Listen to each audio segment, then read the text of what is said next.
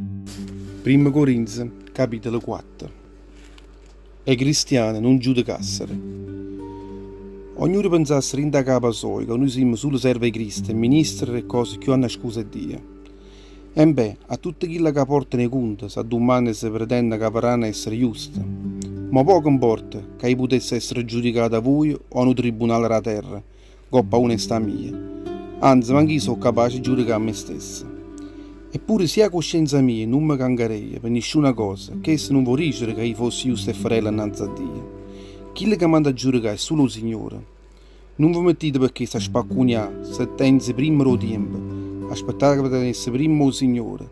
Sarà esso chi che spalafagare tutto quello che è stato nascosto rindo oscurore e farà conoscere pure quelle intenzioni, più una scusa che stanno rindo cuore l'uomo. E solo danno ognuno avrà rinda in mano e Dio, che si sarà guadagnato. Frate miei, vaggio parlare di me e Apollo per portare solo un esempio. Imparate non a passare certi limiti. Non pigliate una passione per una persona per smerdianata. E poche cose ti fa pensare che tu potessi essere assai più ruossenata. Se ritieni qualche cosa, non è forse perché dite la rata. E se è stata dica della rata, perché spacconi come se fosse stata tu a te pigliare quella cosa? Sapesse dicere invece che voi siete diventati assai più ricchi prima e che voi tenete tutto quello che voi state desiderando. Sapesse dicere che voi siete già arrivati a regnare senza noi. Volesse chiedere che questo fosse vero, perché pur noi vogliamo regnare insieme con voi. Invece penso che Dio ha messo a noi, che siamo apostoli suoi, all'ultimo posto. Noi siamo come tanto condannati a morte, rinda una chiazza, innanzi al mondo sana, innanzi all'angelo, innanzi all'uomo. E così, proprio in mezzo a Gesù Cristo, noi siamo i pazzi e voi siete chi ne giurigge e chi ne cervello. Noi chi l'ha deboluto e voi forte, noi chi che vengono smerdiati e voi chi che vengono regnuti a noi. Noi, insieme a questo momento, ma la patima a fame, a secco, freddo e trumiente e non teniamo manca una casa la nostra. Faticammo che è mano nostra e ne stracquammo pure. E quando ci regnano le fedenzie, noi benediciamo pure.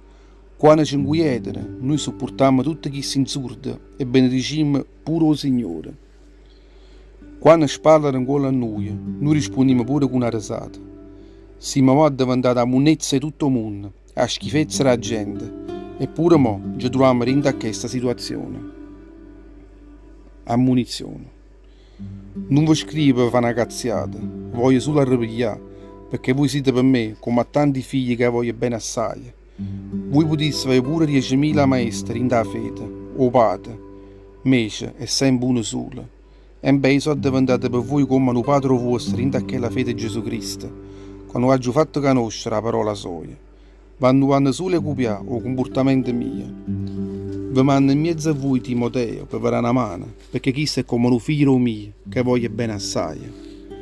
È unica credere che farà ricordare a voi quali sono tutti i principi della vita di Cristo che sto mettendo in pratica in da vita mia e sto facendo pure imparare tutto l'altro in da Chiesa di Gesù Cristo. Certo in mezzo a voi sono diventati chi ne autanza pensando che non tornerà mai più in mezzo a voi. Invece se il Signore vuole, io penso venire in mezzo a voi assai ampresso e tanto mi regnerà conto di tutto quello che sono stato capace di fare tutti questi chi ne autanza e presumenze che parlano troppo assai. O regno di Dio non è fatta di parole, ma è potenza. Voi che desiderate? Che venisse in mezzo a voi con una paroccola in mano? O chi ne amore e chi ne dolcezza?